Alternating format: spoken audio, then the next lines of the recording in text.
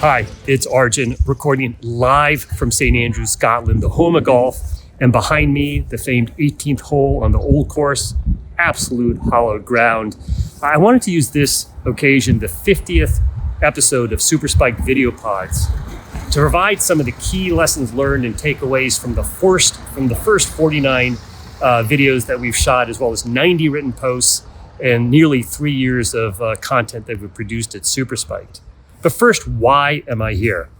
I am actually coming up from speaking at the Oxford Energy Seminar, which I've been going to for the last 18 years. I originally met the head of that program, Nader Sultan, in Kuwait City when I was just 37 years old in May of 2006. And I was speaking at an event and he invited me to that fall seminar. The Oxford Energy Seminar over 10 days brings together some of the rising managers at some of the major national oil companies, including those in the Persian Gulf, as well as leading international oil companies, many of the super majors, companies and policy folk from around the world for really 10 days of networking. And they have speakers like myself and others provide perspectives to the group. My talk has generally been a view from Wall Street. And I was struck by the fact that even at this seminar, it seemed a lot of discussions were about that negative framing of energy, that how long is oil and gas going to last, when's it going to go away, and what happens next. And we, of course, presented our view that we've got a long way to go in addressing the needs of the other 7 to 9 billion people, and we're going to critically need the oil and gas that these NOCs and IRCs are going to produce. Now, I have to say, I think I did have a pretty good speaking slot this year. I was behind after some guy who I think was basically calling for the oil industry to go away. And I was ahead of someone with a particularly aggressive net zero scenario, which de facto implies a fading of the importance of this industry, within a decadal type time frame. Of course, my view is much more optimistic and forward looking than either of those views. And I do think the audience appreciated it, and I know how much I've appreciated attending this really for 18 years and hopefully counting. So I want to talk about the 3 things I'm most proud of from an engagement perspective, and some of you may recognize that bridge in the background. But the first is the high quality of the Super-Spiked readership. I'm always blown away by the comments and feedback and emails I get from whether it's CEOs or other senior executives, board members, senior policymakers, the media, those in academia, and of course, all of you in the investment community, including many of my former clients who reach out. It is what I love most about writing Super-Spiked. All your feedback, all your comments are appreciated, and it's why I continue to do it, and it is what drives me. Secondly, I want to say that while I am not a climate crisis, we need to urgently transition in the next 5 minutes kind of person, I do hear from folks who are in that bucket, and I appreciate their constructive engagement. I get a lot out of hearing from folks who disagree with me and who have a very different worldview, and it's really one of the best parts of writing Super-Spiked. And then lastly, I really like the comments section in Substack. I think if I was to rank LinkedIn, Twitter, and the Substack comment section, Substack's easily the highest quality and what I appreciate most. Twitter X is probably number 2, surprisingly, and I'd put LinkedIn as a distant third. It is not as much fun engaging in that platform. Substack, to its credit, real great readership and commentary. So we're here on the road hole, and we want to talk about the mission of Super-Spiked, which has really been about helping improve the narratives around energy and moving away from this doom loop of you're either in the urgent climate crisis, we must transition right now and by some near-term round number a year, or the opposite, which is basically to push back as anti-climate crisis type activists. So we're in none of these buckets. To us, it is about why do we use energy? We all use energy to better human lives, as one of my friends who's the CEO of Liberty Energy will say. There are the lucky 1 billion of us, and there's the other 7 to 9 billion people who are looking to move up economic and therefore energy S-curves. And how do we change the conversation to recognizing that, yes, we do want to care about and solve some of the environmental considerations out there. But until you solve for how everyone's going to be energy rich, you haven't solved for anything. And it's really been one of the core driving factors of why we produce SuperSpiked. It's why I unretired to Veriten specifically. My good friend, colleague, and founder of Veriten, Maynard Holt, founded Veriten with that mission of truth and energy. It is what Veriten means in Latin, and it is a very consistent and compatible narrative and mission to what we've been trying to do at SuperSpiked.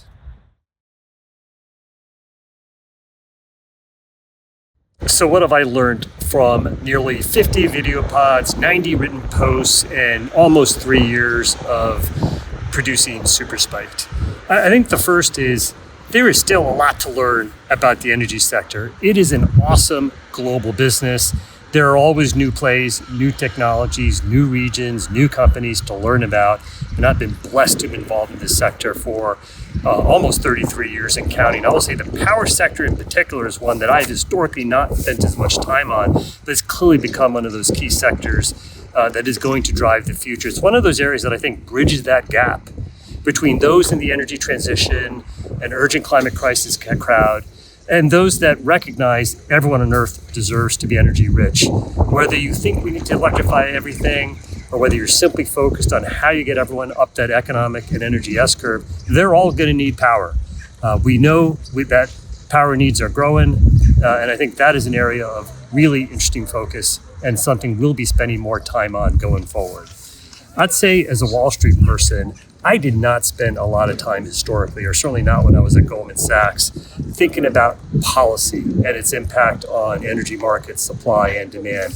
It's an area that can be both fascinating and frustrating, riveting, and frankly wrenching at times, but it is important, well, for good or for bad, whether it's domestic or international.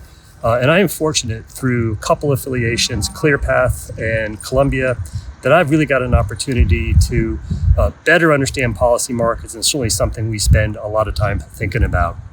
I will say, and this is the third point, it is fun being front and center again here on the front lines. I mean, I really enjoyed and still enjoy all the board and advisory work I do, but you are behind the scenes in those kind of roles, and SuperSpiked and unretiring to Veriten is a front row seat to all that's going on with energy. And I'm really blessed that this sort of vehicle of SuperSpiked got me to get back on the front lines again. I think the final point I'd make and what I've learned is that you can actually meet nice people on the internet. Some of my favorite new contacts and networking folks have come from online, including from Twitter X and of course Substack. And I've been blessed to kind of make friends with this whole social media thing as a somewhat older person. And it's something that has really surprised me since I started writing publicly again. So what has been most requested by all of you? Actionable investment recommendation. And I have to say, and I am sorry, that is not something we're about to start doing, especially not in a public for free forum, which is SuperSpiked. It's something I did for a long time, the first 22 years of my career, most notably at Goldman Sachs. And I would strongly encourage everyone to simply go to those Wall Street pros for the buy, hold, sell, or sector recommendations. Our focus at Veriten and at SuperSpiked is on the long-term strategic outlook for the industry and for companies. It's going to be our focus. It's going to remain our focus. It's what we love to do. It's why we engage with boards and management teams. So I am sorry that the actual stock calls I'm going to have to defer to others for.